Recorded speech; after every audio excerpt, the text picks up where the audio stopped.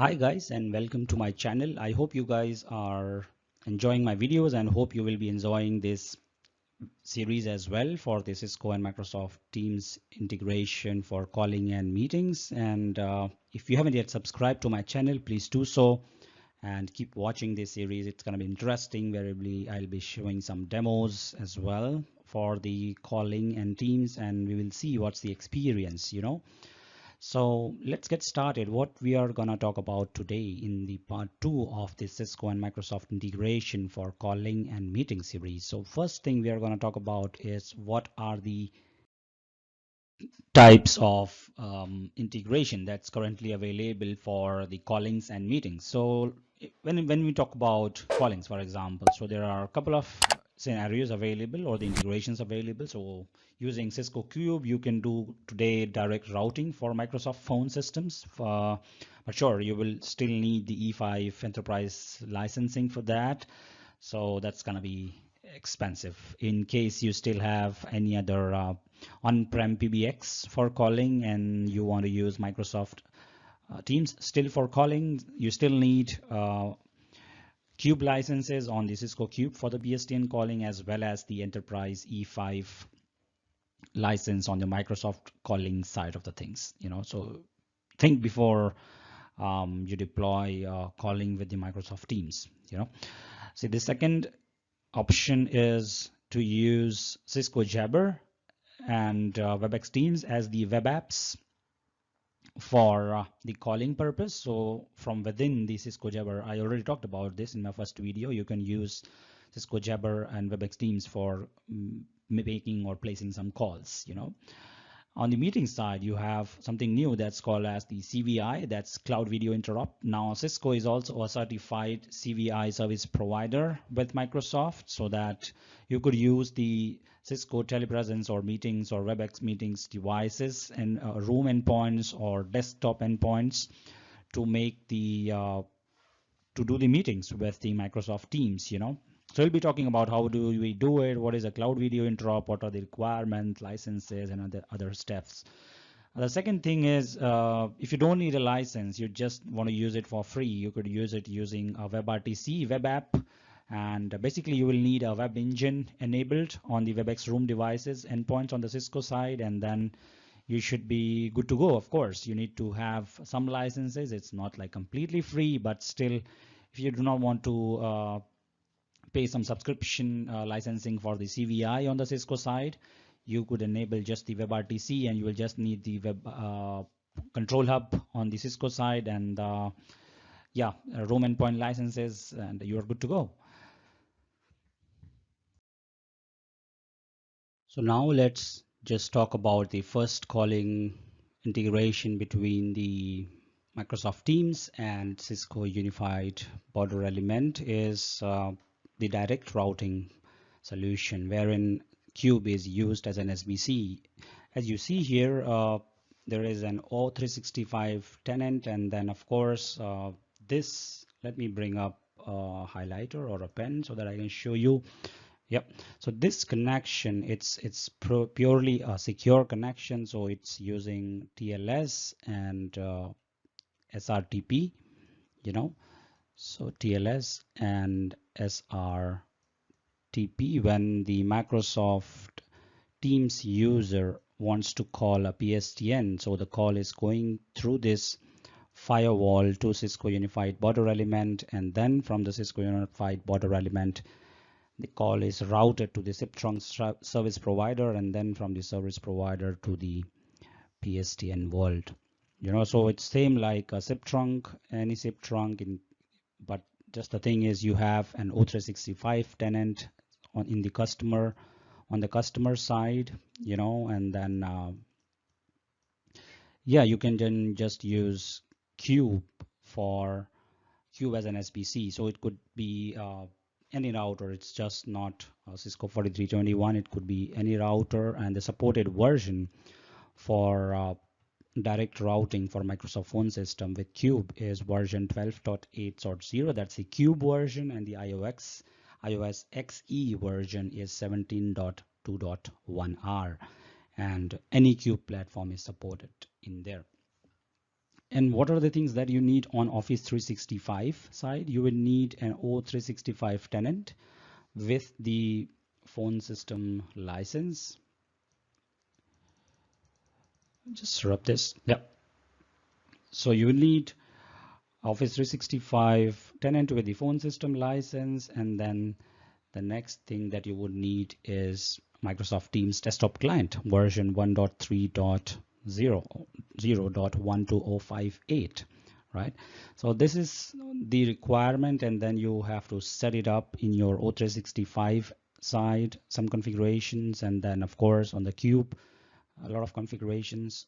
And yeah, not a lot of configurations, of course, it's just the standard configuration that you would do for any zip trunk. And then there has been some enhancement from Cisco in Cisco iOS to support the direct routing in the way that Microsoft Teams wants, to adopt the features or the security concerns or whatever things. So it's just a zip trunk between O365 and Cube, and then a zip trunk between Cube, SBC, and zip trunk service provider.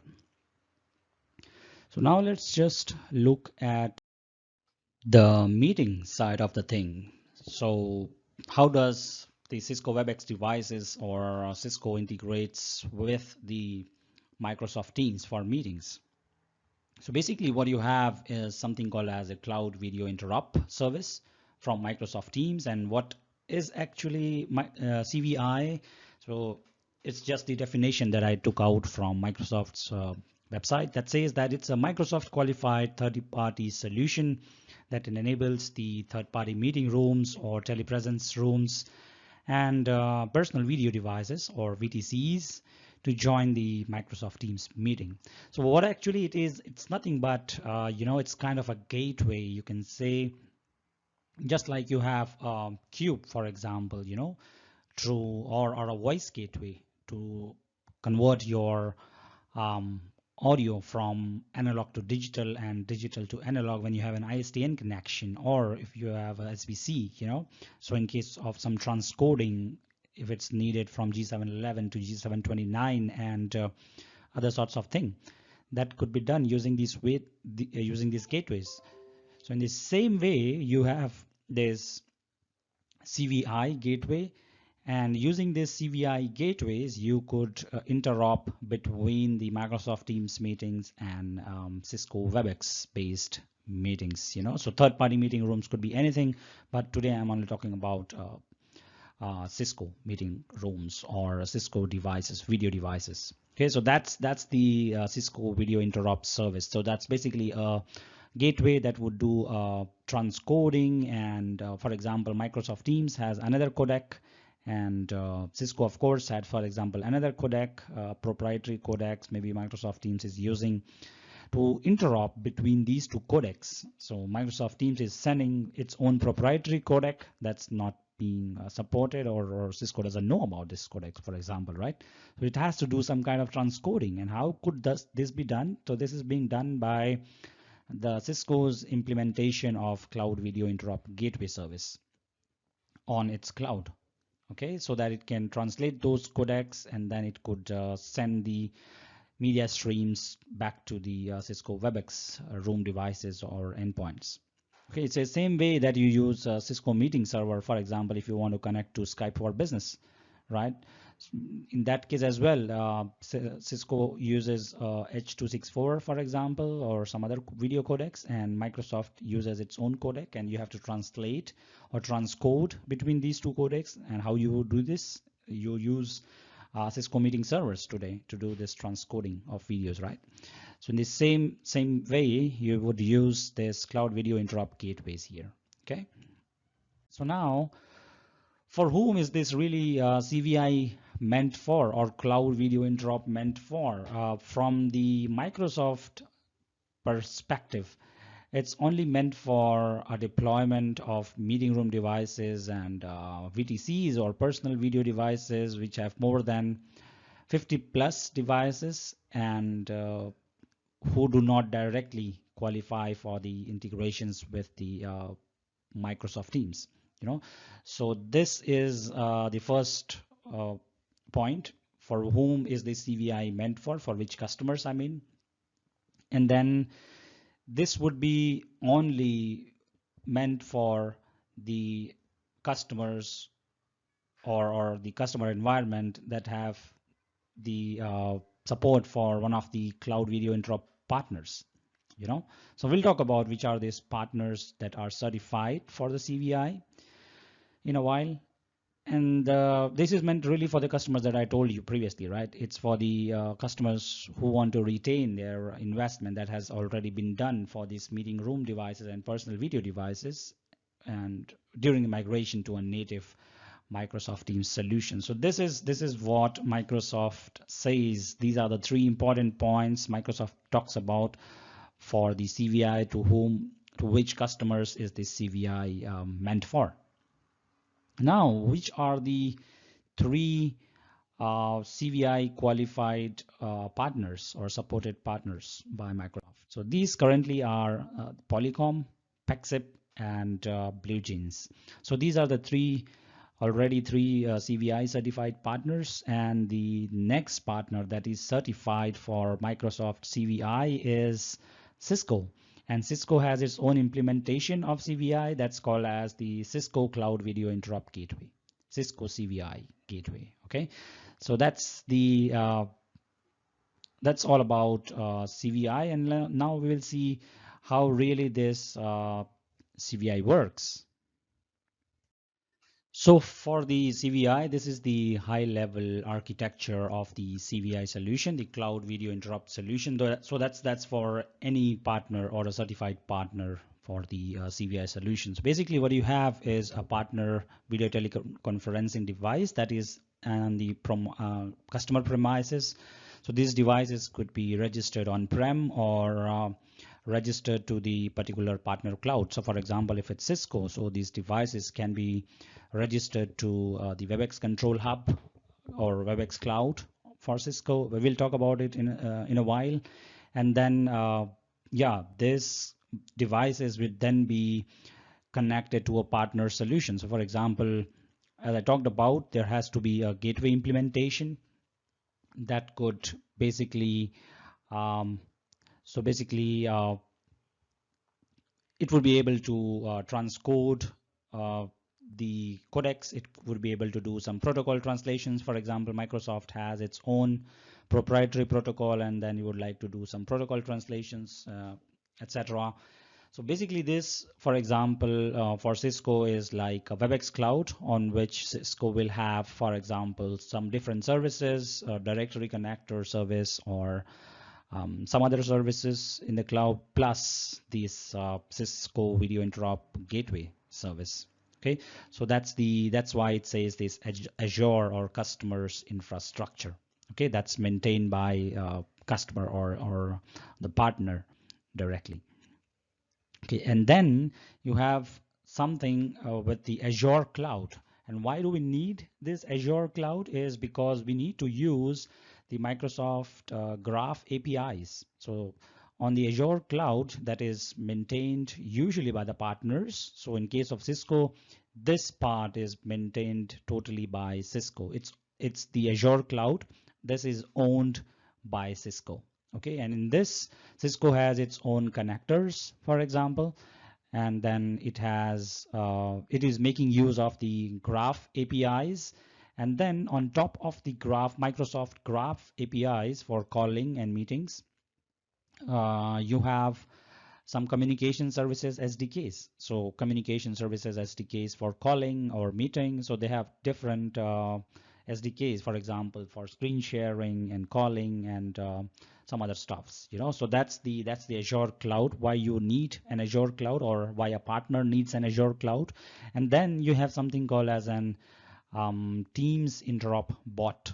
So this is how the Microsoft Teams would be able to interop with the other service providers or partners for the Microsoft Teams meeting. And then, of course, you need to have an O365 tenant. A customer needs to have an O365 tenant on which the Microsoft Teams infrastructure would be installed. So this is just a high-level overview of the architecture of the CVI solution, how it is. And shortly we'll have now a look at how Cisco has implemented this CVI solution. So in this Cisco Cloud Video Interop Gateway, what we have really is you have, so basically Webex Cloud.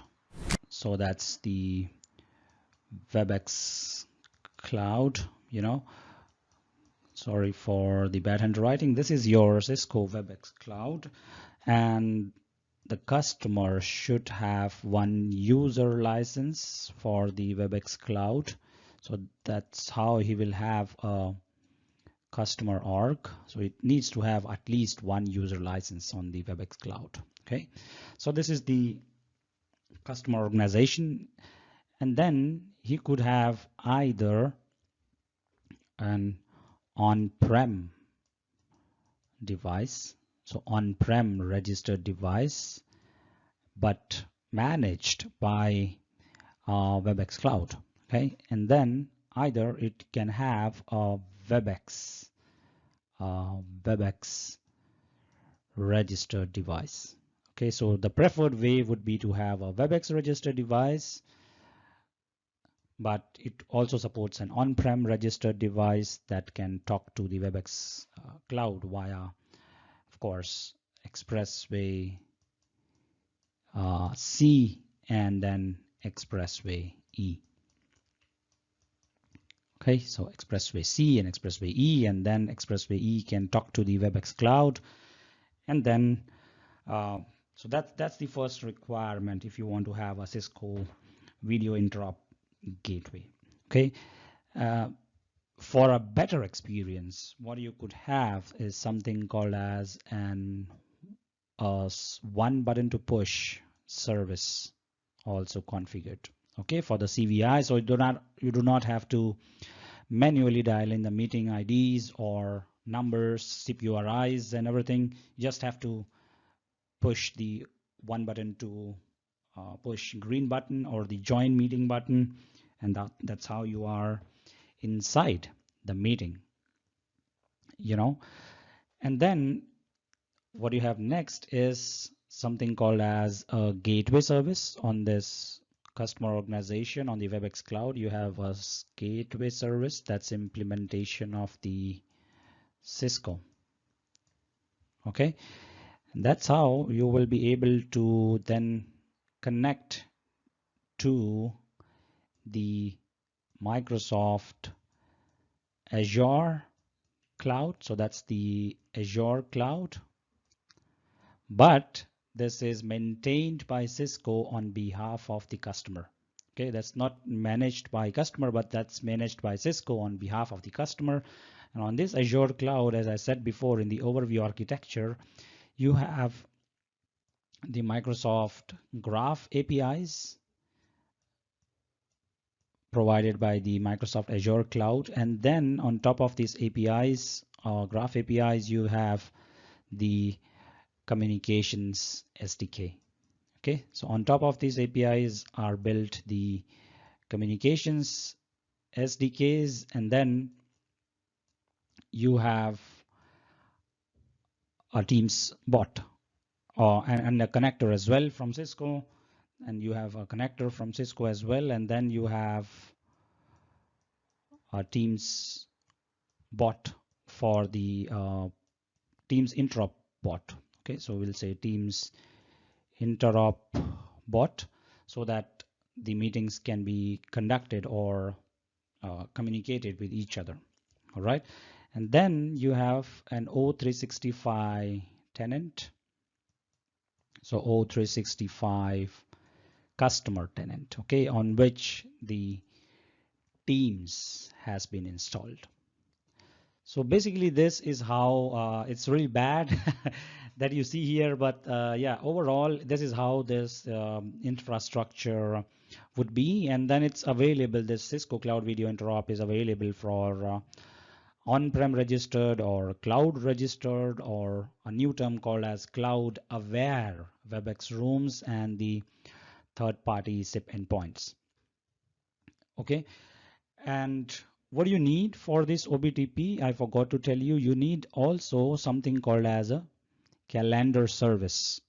Okay, so without which you can't have OBTP, of course. So you need to have a calendar service enabled or activated on the Cisco Webex Cloud, and that's how you would be able to, for the best experience, you could also sync your Active Directory users with the Webex Cloud using the directory connector, and gain a good experience for the one button to push. Okay, and then it's also supported, this OBTP is also supported for Webex on-prem registered devices and Webex cloud registered devices and Webex Edge for devices, so cloud aware video devices, I would say. Okay, so the best practice as per Cisco, they say that cloud registration is the best practice if you want to have the Cisco Cloud Video Interop service available. Okay, yeah, I'll talk a little bit about how this media is working, or the media path is enabled for the CVI. So for the CVI, the media path is, let me try something, maybe I'll make it green. So this media path is basically directly via the Webex Cloud, and then it goes to the Azure Cloud, and then directly to the Office 365 tenant. That's for the cloud. What happens with the on-prem? With the on-prem, it goes via the Expressway C and Expressway E, and from the Expressway E, it goes directly to the Azure Cloud. Okay, so that's how your media is being established. Okay, for this CVI Interop gateway service provided by Cisco. And what are the kinds of devices that are supported? As I said, it's Cisco Webex Cloud Registered Devices. So CWCR, in short, Cisco Webex Cloud Registered Devices, or Cisco Webex On-Prem Registered Devices. I'm just writing the short forms. And the next devices is Cisco Webex Edge for devices, CWED, I will say. Cisco Webex Edge for devices. These are also supported today for the Cisco Cloud Video Interop. And of course, Cisco says they also support SIP standard-based endpoints. Okay, and then if you want to have H323, then you need to, of course, enable interworking between the devices. Okay, and yeah, it supports, let's say, for example, one of the features is that it supports whiteboarding. So you could do whiteboarding, but that's unidirectional. Okay, so whiteboarding is supported, but it's only unidirectional. Okay, so that means from Webex devices to the Microsoft Teams, but vice versa, it's not possible, and it's non-interactive. Okay, so it's supported on, to be precise, it's supported on Webex Board and Desktop Pro today, and it's non-interactive. That means people using Webex Board and Desktop Pro can only use whiteboarding. The other side cannot interact with the whiteboarding. All right, and today one of the thing is that only one Microsoft tenant is supported per Webex org. Okay, maybe in the future Cisco changes this, but today only if you have multiple tenants, then you need to have multiple orgs. But with today, if you have one O365 tenant, then it would be supported with one Webex org. Okay, probably it should change, because it could be that the organizations have multiple tenants and they just have one Webex org and they would like to have it. So for sure, I think I don't comment anything officially or anything, I would just say that it should change, and it would probably change. Okay, from the installations perspective, you need to enable the Teams service on the or the gateway service on the Webex org. You will have an option where you could select this Microsoft Teams meetings to enable, and once you start enabling, there would be a page on the Webex Control Hub. I will show probably, where it will ask for the Azure app permissions. So so you need to provide the Azure app permissions. Okay, so that's really needed from the Microsoft side on the Webex cloud, so that it get access for the callings and meetings to be sent to the Microsoft Teams. Okay, so a global admin must accept the Azure consent flow. So probably you'll be getting a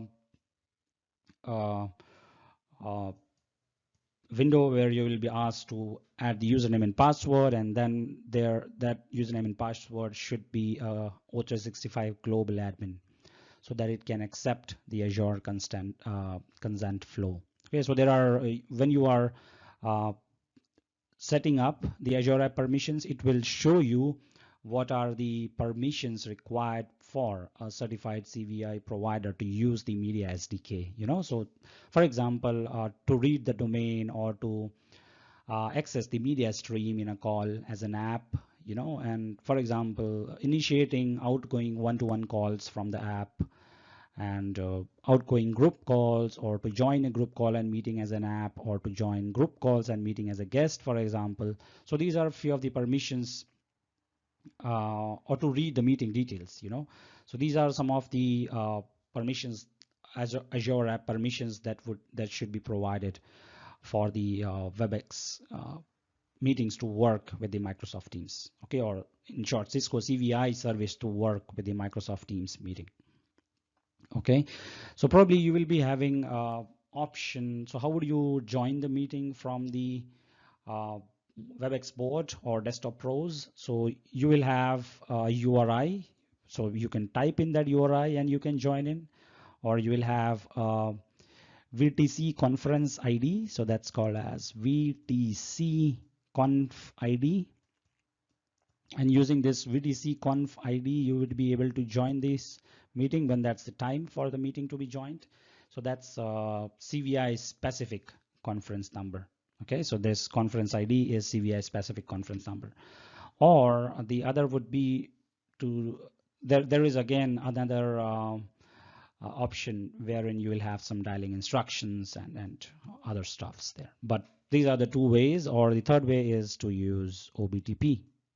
Okay, so OBTP, that's the most preferred way to have the better experience to join the Microsoft CVI meetings. And what do you need for all these things to happen, or the CVI to work with the Microsoft Teams, Cisco CVI to gateway to work with Microsoft Teams? You need to have probably, so basically you need to have a Webex org. That's the first and the foremost important thing. Okay, so that's really needed. Without this, you can't do it. So Webex organizations are needed, and then yeah, you could do the other stuff manually, but the recommended would be to sync the users and then use the calendar service. Okay, so by enabling the calendar service, you would be able to enable the OBTP, and then from the Webex devices, you would be able to just push in that green button, and then people can just join the meeting. Okay. And for the best experience, what you need to have is basically you need to have a directly cloud registered Webex Room devices, or Cisco Webex Edge for devices. So that's cloud aware devices. So these are the two most important, I would say, ways to register the devices to have the best one button to push experience. Okay, so next let's have a look at how does this Cisco WebRTC web app functionality works with the Microsoft Teams meetings. So for Cisco WebEx rooms with WebRTC web app meetings, what happens exactly is you have the Cisco WebEx devices registered to this Cisco WebEx Control Hub. So this is Cisco WebEx Control Hub on the Cisco WebEx Cloud, and these devices are either the Cisco WebEx cloud registered devices, or they are registered via Expressway E, Expressway C, CUCM. So that means they are on-prem registered devices. They are cloud aware devices. So Webex Edge for devices. Okay, so these are cloud aware Webex devices. Okay, so these are the two devices that can today do a WebRTC based Microsoft Teams meetings with the Microsoft Teams devices. Okay, so they could be either, so this is an O365 tenant on the Microsoft Teams, and then you can have here Microsoft Teams on the client, or you can have Microsoft Teams room meetings. Okay, so the first thing is you need to have these two Webex devices, either completely Webex cloud registered devices, or you have a cloud aware Webex devices that are on-prem, but they are connected to the Webex cloud. The second requirement is that you should have the one button to push service on the Webex devices. Okay, so Webex cloud registered devices and cloud aware devices should have an OBTP. That means you need to have a calendar service. Okay, enabled via the Webex hybrid calendar service. That's very important. So these are the two important things that you need to have in case you want to have WebRTC based web app meetings. Okay, and the third, and that's very important, sorry I forgot, that should be the first thing, you need to have a web engine. You need to have a web engine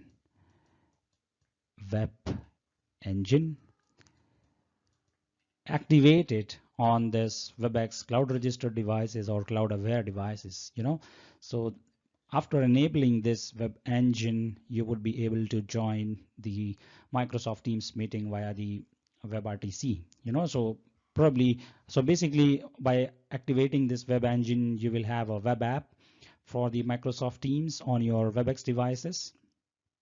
And then what happens is when you try to join this Microsoft Teams meeting from the Webex devices, a pop-up will occur and it will give you a WebRTC based experience. Okay, so it will not, what it will not give you is a native CVI experience. Okay, so native CVI experience would be missing here when you have the WebRTC based meeting. Okay, so that's the thing. These are the important things that you need to have. And yeah, the good thing is that you don't need any on-prem infrastructure, you know. So what it does is it basically uses the embedded browser in the endpoint that will directly join the Microsoft Teams meeting as a guest. Okay, how does the media flow through? So the media flows directly from the devices to the Microsoft Teams bridge. So media is flowing directly from the Webex Teams devices, Webex cloud registered devices or cloud aware devices to the meetings, Teams bridge. And then there are certain ports that needs to be open. So you need port 80, sorry, you need port 443. You would need port, you would need also the media ports. So for example, from 3478 to 3481. So these are the media ports, and of course that needs to be opened for the turn services and other things. Okay, so the required thing, so the first thing that's required is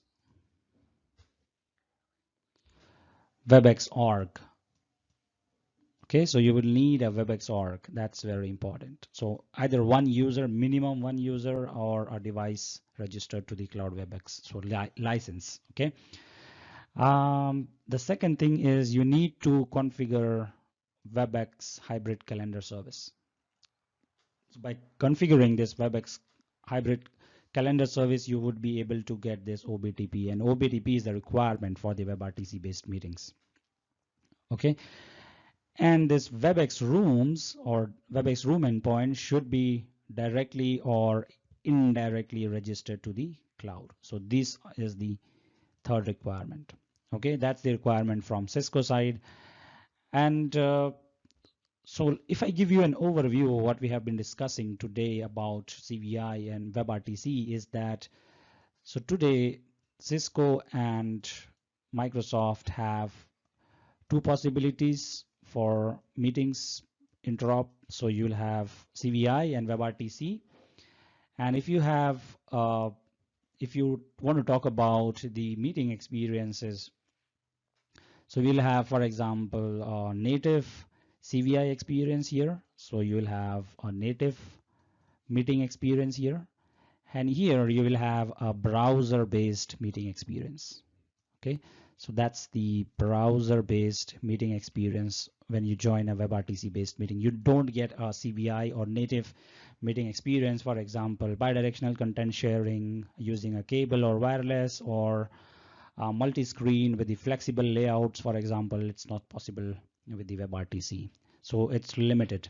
That's the thing, you know, by what I mean by native. You won't get a native experience. Okay. For the supported device, there are a lot of supported devices. So if you want to know what are the supported devices, just contact me and I would be able to provide you the device support, because it's changing a little bit a couple of times. So that's why I won't share it here. The join experience here with the CVI, you would join it via the one button to push. That's the first way and the recommended way to join a Microsoft based CVI meetings. The other way is to dial in directly. So you could also directly dial into the meeting. So DD, I will say, okay, directly dial into the meetings. Or you could also have an IVR based joining experience. That means you could join into the Microsoft Teams meeting based on the IVR, and you put in the meeting ID, and that's how you will be able to, or conf ID for the CVI conf, and then you will be able to join the meeting. For WebRTC, you don't have any other choice than to join via the one button to push. That's the only way that you could today join the WebRTC based meeting from the Webex devices. Okay. In terms of licensing, you would need a CVI subscription license here, and here you would not need a CVI license. Rather, you would need a Webex room registered subscription license, you know, or yeah, Webex room registration license, I would say. I would not say subscription, but I will say, yeah, registration license. Okay, so that's it. And yeah, in terms of licensing consideration, as I said, in the CVI, you would need a subscription license, and it's less expensive. You don't need any RMS license if you join via CVI, and that because you already have a CVI subscription. So RMS license on the expressway for the on-prem registered devices, it's not needed. So if you want to join from a Microsoft Teams meeting using WebRTC, you know, so what you need is basically, as I said, Webex room or cloud registered or Webex Edge device subscription license. Okay, and if you want to join from the Microsoft devices, the Webex meetings, then you would need, you would need a standard Webex meetings licenses. Okay. So that's it. But I want to give you a short information that if you want to learn more about, the Microsoft Teams and how is it working, what's the architecture, and how is it in the cloud, what's going on. I don't have access to O365, and how do I learn about it and everything. I could share you some of the links which I find very informative and descriptive, so that you guys could get more information about how meetings or the Microsoft Teams is being deployed in the O365 and the Azure cloud. So some podcasts, for example, you could have access to and listen to their podcasts, maybe not daily, weekly once or something like this. So they are really informative, from some of the MVPs from the Microsoft side. So I'll put in all the links in my description.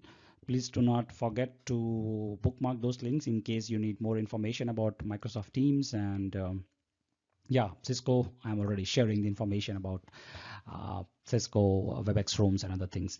In case you feel that you have not yet received more information, please do not feel to please feel free to contact me. And yeah, you could also put in the comment section. I hope I will answer in case it's not very descriptive. In case it is very descriptive, I would rather suggest to send me an email, and then I would definitely respond to your emails. I know there are a couple of emails to be responded. I'm sorry for the delay because I was busy in some customer migrations, but now I have a little bit of air. I can put in some more videos, maybe in the next week, couple of more videos about the labs and everything. And I hope you guys would like it. In case you think content is good, provide some feedbacks. In case you think the content is not up to the mark, I am welcoming all the feedbacks on my channel. Okay, and thank you very much. And in the upcoming videos, we would start up with the lab and how you configure the users in the Microsoft O365, and then how you grant them some access for the meetings and callings using Cisco Jabber and Webex Teams. Okay, thank you very much for today, and I hope you like it. In case you haven't yet subscribed to my channel, please do so and press that bell icon. That's the first time that I'm saying. Okay, thank you, bye-bye, and have a nice day.